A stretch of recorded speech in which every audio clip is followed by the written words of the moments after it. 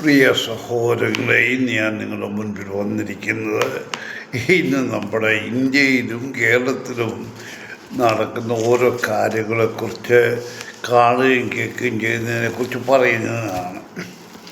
എനിക്ക് മനസ്സിലാകാത്ത ഒരു കാര്യം, അമേരിക്ക വെനസ്വേലയിൽ പോയി പ്രസിഡൻറ്റിനെയും ഭാര്യയൊക്കെ താവിൽ കൊണ്ടുപോയി. അവിടെ അവർ ആ രാജ്യത്ത് എല്ലാവരും സന്തോഷിക്കുക, അവർ അടിമത്തത്തിൽ നിന്നും മോചിതരായി, അതിൻ്റെ സന്തോഷം.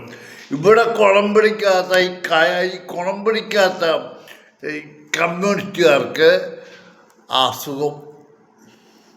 ഇവിടെ ഈ കേരളത്തിൽ യുവമാരെ എന്തെല്ലാം കൂടുതലായി കാട്ടിക്കൂട്ടി. ഒന്നും വേണ്ട, ഈ സി പി എമ്മിലുള്ളവർ ഏത് ജാതിക്കാരാ? നിങ്ങൾ ശബരിമലയുടെ പ്രശ്നമുണ്ട്, കരുവന്ന് കോപ്പറേറ്റീവ് ബാങ്കുകളെല്ലാം കട്ടുമുടിച്ചു. എന്തിനാ പി കിറ്റ് കോവിഡ് സമയത്ത് എന്തെല്ലാം പ്രശ്നങ്ങൾ കിടക്കുന്നു. അതിനൊന്നും അവർക്ക് പ്രശ്നമില്ല. ഇപ്പം ഈ ഇന്നലെ ഏതോ ഗൾഫിൽ നിന്ന് വന്ന കുറച്ച് പേര് ഒരു സ്ഥലം കണ്ടു, അവിടെ വാടകയ്ക്കെന്ന് പറഞ്ഞ് എഴുതി വെച്ചിട്ടുണ്ട്. അവർ അത് കുറച്ച് സ്ഥലമെടുത്ത് ഷെഡ് കെട്ടുവോ മിഷണറി എല്ലാം ഇറക്കി വെച്ചു. പഞ്ചായത്തിൽ നിന്ന് പെർമിഷൻ കൊടുത്താ മിഷണറി എല്ലാം ഇറക്കി വെച്ച് കഴിഞ്ഞപ്പം അവൻ്റെ അമ്മയുടെ കൊണ്ട് കൊടി കുത്തി അവിടെ. ഇത് രാഷ്ട്രീയ പ്രശ്നമല്ല. ഇവരും കമ്മ്യൂണിസ്റ്റിനെ സപ്പോർട്ട് ചെയ്ത് നിൽക്കുന്ന ആൾക്കാരെ ഈ ജോലിക്ക് ഈ വർക്ക്ഷോപ്പിലാണ് തുടങ്ങിയത്. ഇത് ആദ്യത്തെ പ്രാവശ്യമല്ല. കേരളത്തെ മുടിച്ചത് മുഴുവൻ ഈ ചുവന്ന കൊടി കുത്തിയാണ്. ഇപ്പം വെനസ്വേലയിൽ അവിടെ പ്രശ്നമില്ല. ഇവിടെ അവന്മാരുടെ താഴെയാ തീ കൊണ്ട് പൊള്ളിയിരിക്കുന്നത്. പറഞ്ഞിട്ട് കാര്യമില്ല. ഇനി ഞാൻ ഒരു കാര്യം, സഹോദരങ്ങളെ, നിങ്ങൾ കേരളത്തിലെ സഹോദരങ്ങളോട് എനിക്ക് പറയാനുള്ളത്, നിങ്ങളൊന്ന് മനസ്സിലാക്കി, ഏതെങ്കിലും രാഷ്ട്രീയ നേതാക്കന്മാർ, രാഷ്ട്രീയത്തിലുള്ളവർ പട്ടിണി കിടക്കുന്നുണ്ടോ? അതിൻ്റെ മതങ്ങളുടെ കൂട്ടത്തിൽ മത നേതാക്കന്മാരോ ആരെങ്കിലും പട്ടിണി കിടക്കുന്നുണ്ടോ? അവരേതെങ്കിലും പ്രശ്നത്തെക്കുറിച്ച് അവർക്ക് എന്തെങ്കിലും ചിന്തയുണ്ടോ? ഇവരെല്ലാം ഒരു കയ്യാ. അല്ലെങ്കിൽ പറ, ഈ ഇന്ന് ഇപ്പോൾ ഞാൻ പറയുന്നത് ഓർത്തോ സഭയിലെ ഒരു ബാവയുണ്ട്. ഈ പരനാറിക്ക് പറയുന്നത് എന്താണെന്നറിയത്തില്ല, അവന് ചരിത്രം അറിയത്തില്ല. ഇനി അവൻ്റെ ഒരു കൊച്ചുപുത്രമുണ്ട്, അതെങ്ങനെ തുറന്നു നോക്കരുതോ? 1950 ഇവിടെ ക്രിസ്ത്യാനികളുണ്ടായിരുന്നു. അത് തോമാശ്രീയ വന്നു. അന്നേരം ഇവിടെ ഉണ്ടായിരുന്ന കുറേ പേർ ക്രിസ്ത്യാനികളായി. ഇവൻ പറയുന്നത് ഹിന്ദുക്കളും മഞ്ഞ നാട്ടിൽ നിന്ന് വന്നവരാണെന്ന്. അന്ന് തോമാശ്രീയ വരുന്ന സമയത്ത് ഇവിടെ ഉണ്ടായിരുന്ന ഹിന്ദുക്കളാണ് ബ്രാഹ്മണർ എന്ന ഏതെങ്കിലും ആട്ടെ, ഇവിടെയുള്ള മനുഷ്യരെ ഹിന്ദുക്കളാണ് ക്രിസ്ത്യാനികളായത്, അല്ല വേറെ ആരുമല്ല. അതൊക്കെ ശരിയാ, നിങ്ങൾ പറയുന്ന കാര്യം ശരിയാ. ക്രിസ്ത്യാനിക്ക് മുമ്പേ മറ്റ് ജാതിക്കാർ ഇവിടെ ഉണ്ടായിരുന്നു, ഹിന്ദുക്കളുണ്ടായിരുന്നു. പിന്നെ ഇന്ത്യയിൽ പാഴ്സികൾ, ഇറാനിൽ നിന്ന് വന്നവരും അവിടുന്ന് ഇവിടുന്നവരൊക്കെ വന്നവരൊക്കെ ഉണ്ട്. അതുകൊണ്ട് നിനക്കെന്താ അസുഖം?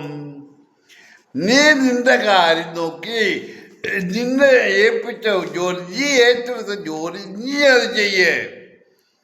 നിന്റെ സഭയിലെ കുഞ്ഞാടുകളെ ശരിയായ വിധത്തിൽ നിങ്ങൾ മേയിക്കാൻ നോക്ക്. നിങ്ങൾ സ്വാർത്ഥരായിട്ട് നിങ്ങളുടെ ഇഷ്ടത്തിന് ഓരോന്ന് ചെയ്യുന്നത് കൊണ്ടുള്ള കുഴപ്പമല്ല ഇതെല്ലാം. ഒരു കാലത്ത് ഇപ്പോഴും അങ്ങനാണല്ലോ.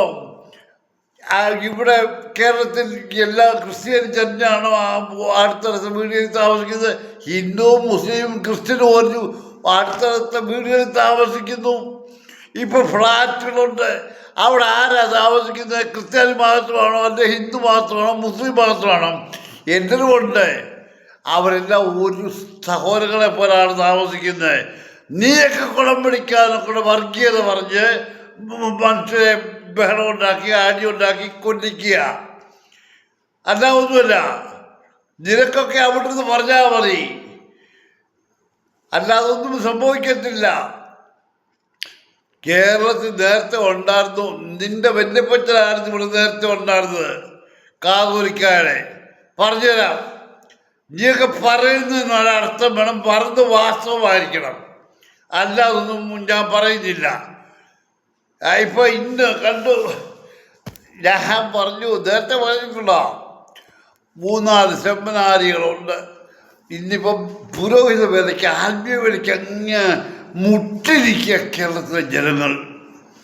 കാരണം എന്താണെന്ന് നേരത്തെ പറഞ്ഞിട്ടുള്ള, എന്തോ ആകട്ടെ, ആത്മീയ വേല 3-4 സെമിനാരികളുണ്ട്. അവിടുന്ന് എല്ലാ വർഷവും പല വിധത്തിലുള്ള ഈ ഏതൊരു ഫാക്ടറിയിൽ ഇറങ്ങുന്ന വണ്ടി എല്ലാം ഒരേ ഇതായിരിക്കും, എന്നാൽ അതിന് മാനുഫാക്ചർ ഫോൾട്ട് ഉണ്ടാകാം. അതുപോലെയാണ് ഈ 4 സെമിനാറിൽ നിന്നും അടിച്ചിറക്കുന്ന വിത്തുകാളുകൾ. അവർക്കെല്ലാം ഇരിപ്പിടം കൊടുക്കണ്ടായോ, പള്ളികൾ കൊടുക്കണ്ടായോ? ഈ പള്ളികളിൽ എല്ലാം പണിതുണ്ടാക്കി വെച്ചാൽ അവിടുത്തെ വിശ്വാസികളെ, ഈ 100 വിശ്വാസികളുള്ളെങ്കിലും അവനെ പിഴിഞ്ഞ് അവൻ്റെ ഇതോട് കാശ് മേടിക്കാം ആ ഇടവകയുടെ പേരിൽ. ഇതൊക്കെയാണ് ഇവരുടെ ഉദ്ദേശം. ഇപ്പം തന്നെ ഒരു ദരിദ്രവാസി 4 ഡോക്ടറേറ്റ് ഉണ്ട്.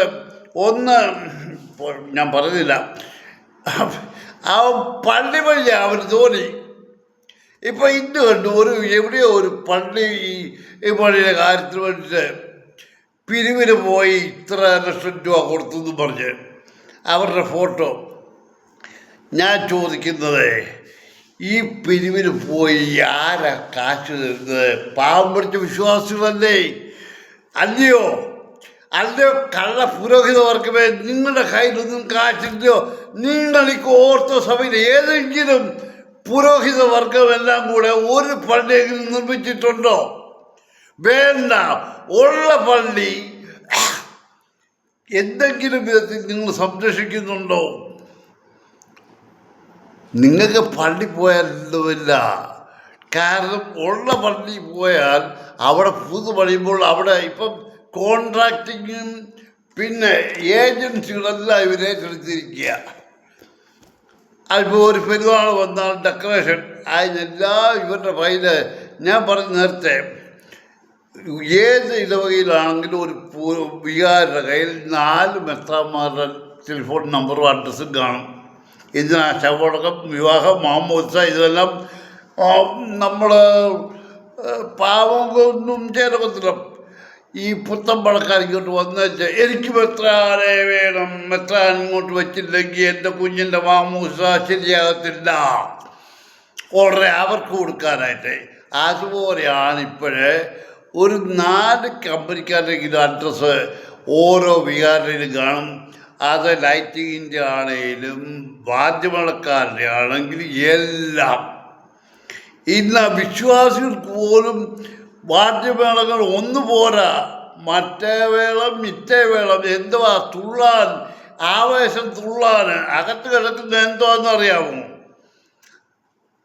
അതുകൊണ്ട് എനിക്കിപ്പോൾ പറയാനുള്ളത്, ലോകം ഇടിഞ്ഞു വീണാലും ആർക്കും കുഴപ്പമൊന്നുമില്ല. അവിടെ എന്തോ എവിടെ നടന്നാലും കേരളത്തിലെ ജനങ്ങൾക്ക് ആ പ്രശ്നം. കേരളത്തെ CPM, CPI, തൊഴിലാളി യൂണിയൻ, നീയൊക്കെ എന്താണ് നീയൊക്കെ അങ്ങ് പരിശീലനമിട്ട് പോകാത്തത്?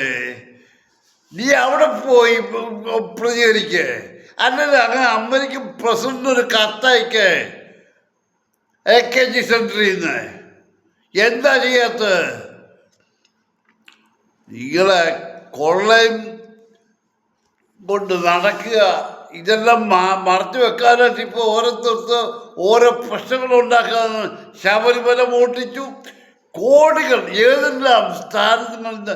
ഞാൻ ചോദിച്ചോട്ടെ, ഒരു വിശ്വാസി ശബരിമലയുടെ കാര്യത്തിൽ വേറെ ഒന്നും വേണ്ട, എന്തിന് ഗവൺമെൻറ്റിൻ്റെ ഒരു മന്ത്രി അതിന് തലപ്പത്തിരിക്കണം ശബരിമലയെ കൺട്രോൾ ചെയ്യുന്നതിന്? അത് വിശ്വാസികളുണ്ട്. വിശ്വാസികളുടെ ഒരു ഗ്രൂപ്പിനെ എടുത്ത് അത് നോക്കിക്കണ്ട് ചെയ്യാനായിട്ട് അവർ സ്വന്തമായി അവിടെ തൂത്തുമിനുക്കി അത് കൊണ്ടു നടക്കും. നീയൊക്കെ അവരെ നിർത്തത്തില്ല. വിശ്വാസികൾക്ക് പേടിയാണ് നിങ്ങളോട് പറയാൻ. കാരണം പിറ്റേ ദിവസം അഴിയേണ്ടി വരും. ഞാൻ കൊണ്ട് പറയുന്നില്ല, ഏതായാലും കൊള്ളാം. ഇതൊന്നും സാധാരണക്കാരൻ ചെയ്യുന്ന കുഴപ്പമല്ല. ഈ രാഷ്ട്രീയ മതം മേലധ്യക്ഷന്മാർ, രാഷ്ട്രീയ പാർട്ടിയുടെ നേതാക്കന്മാരും മത നേതാക്കന്മാരെല്ലാം കൂടെ ചെയ്യുന്ന കൊള്ളതായിയാണ് കേരളത്തിലെ സാധുജനങ്ങൾ, ഞങ്ങളെപ്പോലുള്ള സാധുജനങ്ങൾ കഷ്ടപ്പെട്ട് മരിക്കുകയല്ലാതെ വേറെ വഴിയില്ല. ദിവസം തോറും ഓരോന്നിൻ്റെ വില കൂടുന്നു.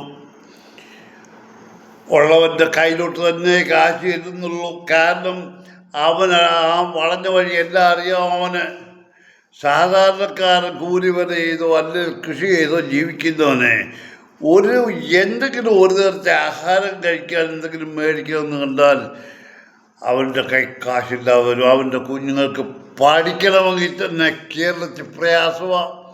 എന്തോ അക്ഷരാഭ്യാസം ഇല്ലാത്തവരൊക്കെ തലപ്പത്തിരിക്കുന്നത് കട്ടും മോട്ടിച്ച് നീ ജീവിച്ച അവന്മാരാണ്. എന്തിനാ ഇപ്പം ആരുവിൻ്റെ കാര്യം പറയുന്നത്? 3 വർഷത്തേക്ക് ജയിൽ ശിക്ഷ, പിന്നെ 6 വർഷത്തേക്ക് ഇലക്ഷൻ നിൽക്കാനൊക്കത്തില്ല. ഇവനൊക്കെ ഇലക്ഷനിൽ പിന്നെ നിന്നാൽ ഇവനൊക്കെ ഇനി എന്തോ ചെയ്യാൻ പോകുന്നത് എനിക്കറിയത്തില്ല. ഇവരെയൊക്കെ കൊലക്കേസ് പ്രതികൾ ജീവനത്തിന് തടവ് ശിക്ഷിച്ചൊക്കെ അവരെ പകുതി സമയം പോലും ജയിലിൽ കിടക്കുന്നില്ല. അപ്പോൾ പിന്നെ ആന്റണി രാജുവിനെ 3 വർഷത്തേക്ക് ദിവസം പരോളിൽ ആരെങ്കിലും ചോദിക്കുന്നുണ്ടോ? ചോദിച്ചാൽ ഇവരുടെ ഗുണ്ടാകളുണ്ട്. ഏതാണുള്ള നമ്മുടെ ഭാഗ്യം. നമ്മളൊന്നും ചെയ്യണ്ട. അവരെ ഈ കേരളത്തിലെ വർഗീയവാദികളും രാഷ്ട്രീയ പാർട്ടികളും കൂടെ സാധാരണ ജനങ്ങളെ കൊല്ലാതെ കുഴിച്ചു മൂടും. ആ ഒരു കാലം വരും, കണ്ടോ നിങ്ങൾ.